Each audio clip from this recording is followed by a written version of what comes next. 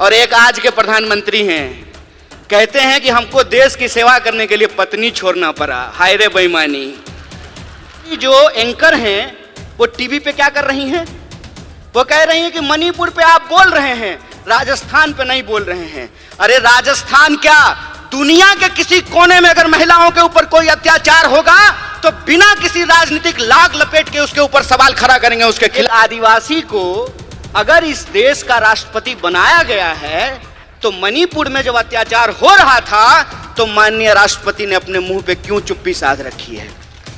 हमारा मानना है कि मौजूदा वक्त में समाज का कोई ऐसा तबका नहीं है जिसको अपनी लड़ाई सिर्फ अपने लिए और सिर्फ अपने दम पर लड़ने की जरूरत है।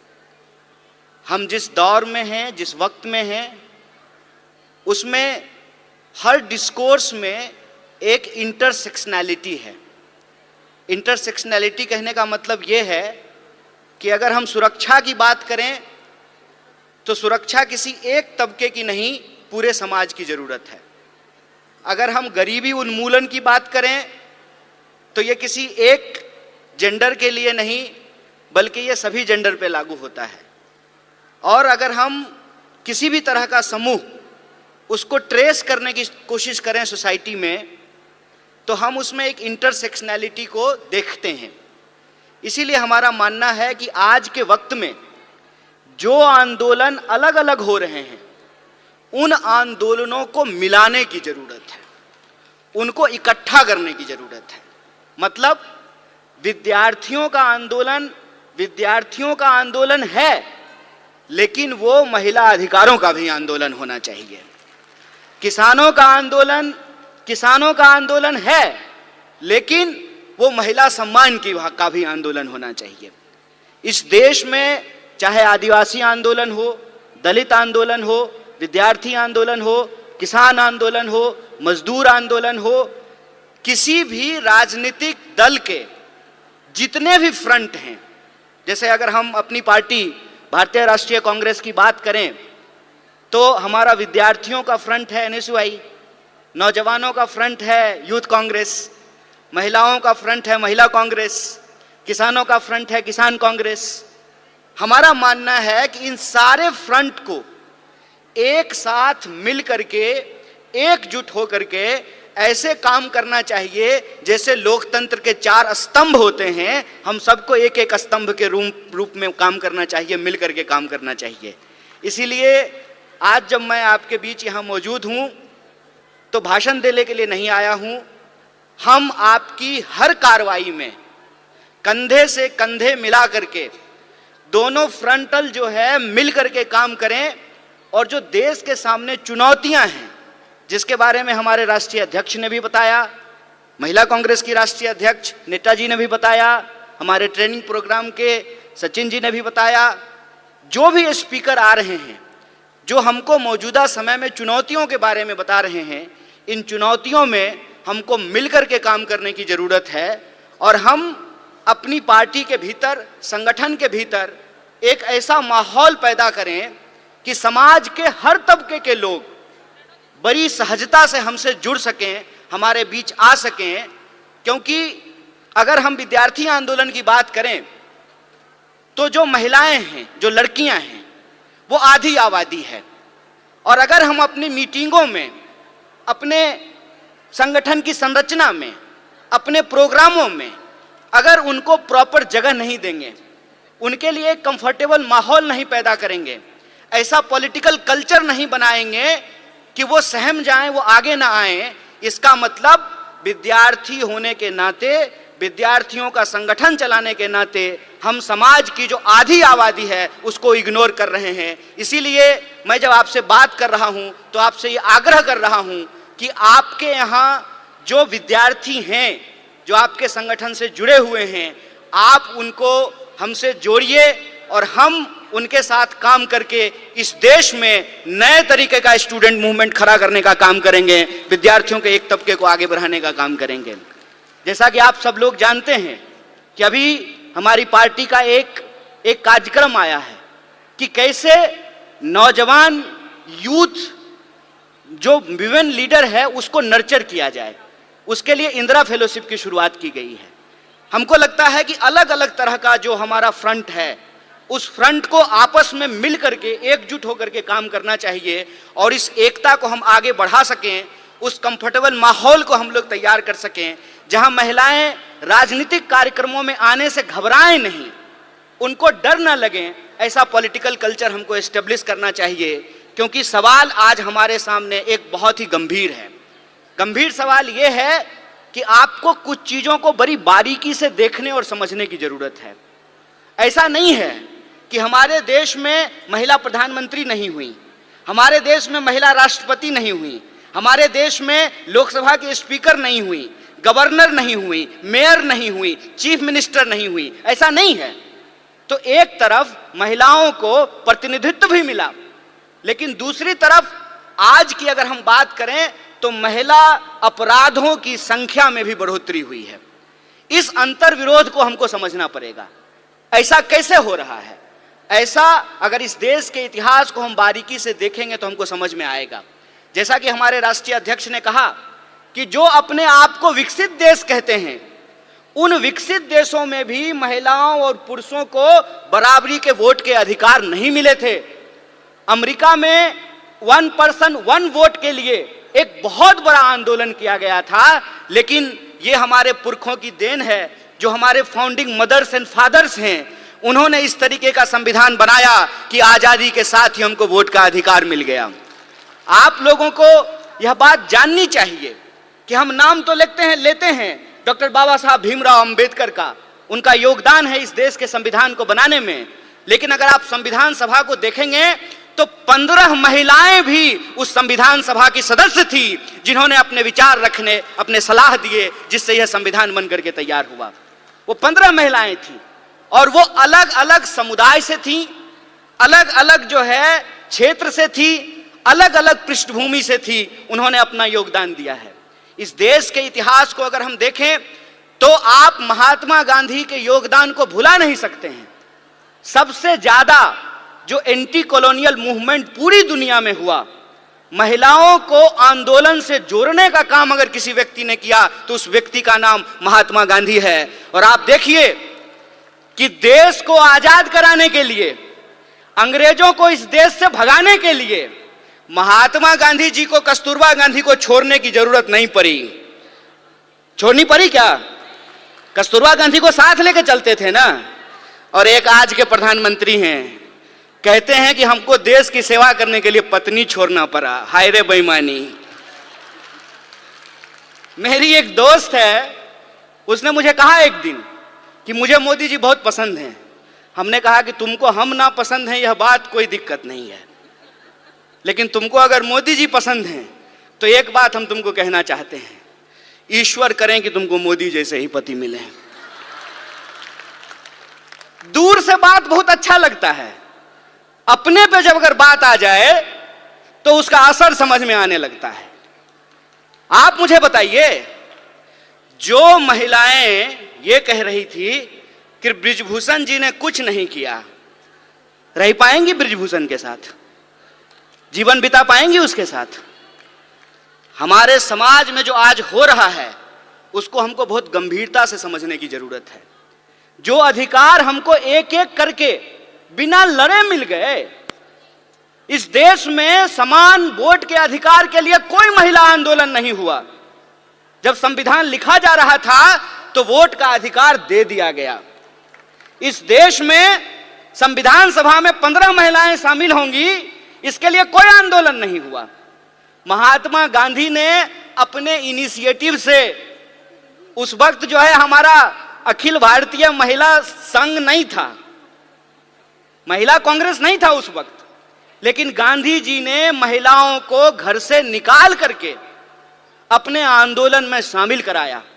और आप जानते हैं, शराबबंदी के खिलाफ जो पिकेटिंग का आंदोलन होता था वो पूर्ण रूप से महिलाओं का आंदोलन था। महिलाएं जाती थी और शराब की दुकानों को बंद कराती थी।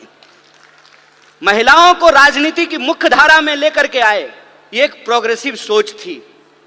प्रोग्रेसिव सोच के चलते संविधान सभा का ऐसे निर्माण हुआ जिसमें महिलाओं के प्रतिनिधित्व को सुनिश्चित किया गया।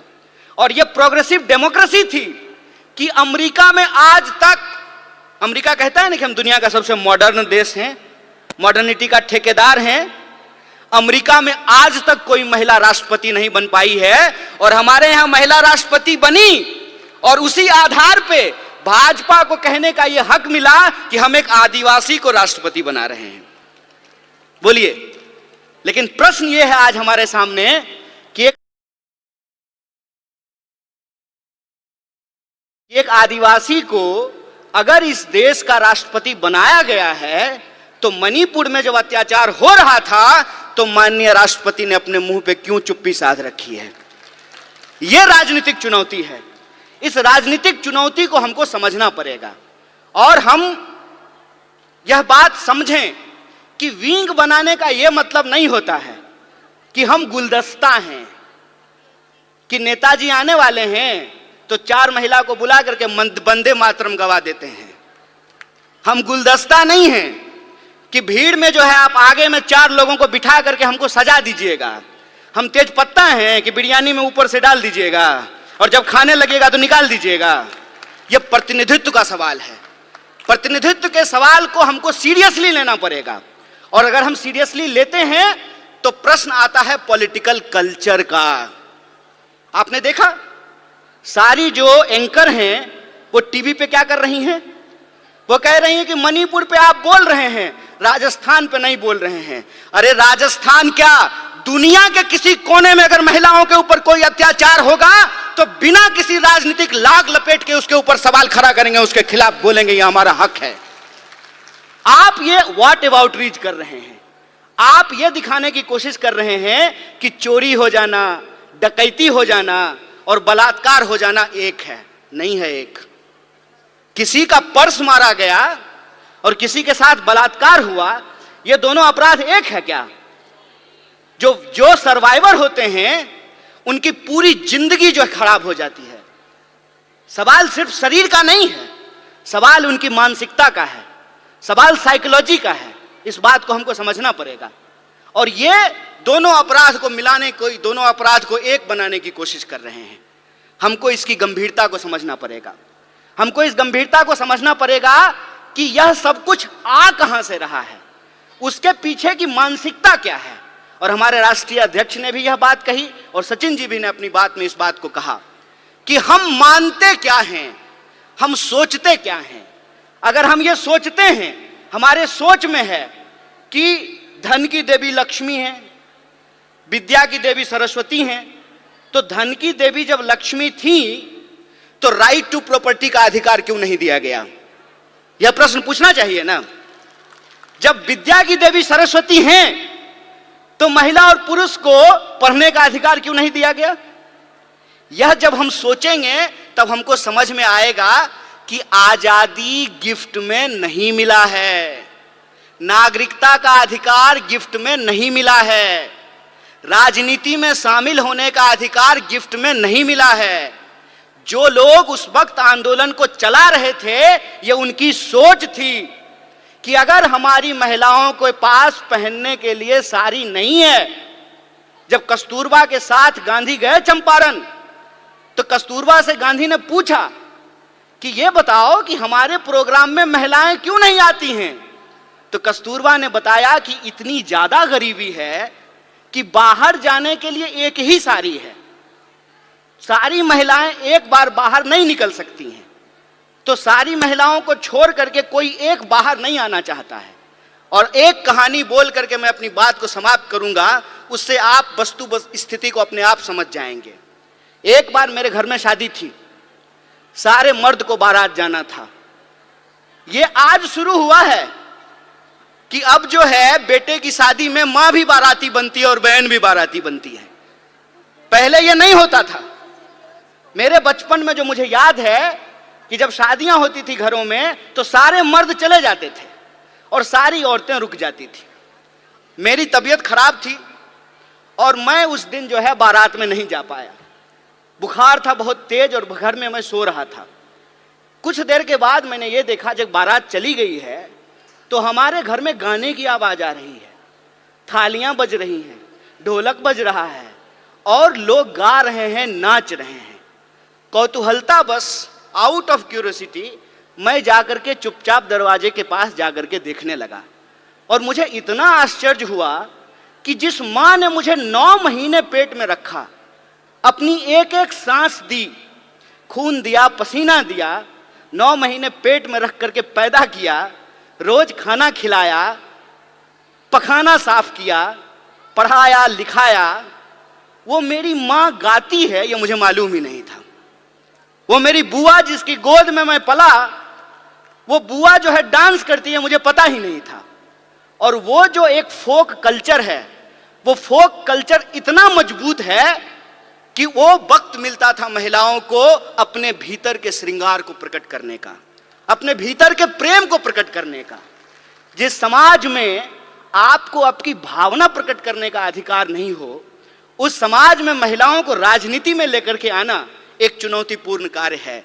और हम जितना आगे बढ़ रहे हैं, यह जो विचार वाली बात है, जो ये कहता है निर्भया कांड के दौरान कि अगर वो उस बलात्कारी को भैया भैया कह करके माफी मांगती तो उसकी जान बच जाती, उसी मानसिकता के लोग जब आज सत्ता में बैठे हुए हैं, तो आपको लगता है कि निर्भया के न्याय के लिए जो कानून आया वो कानून बन पाता?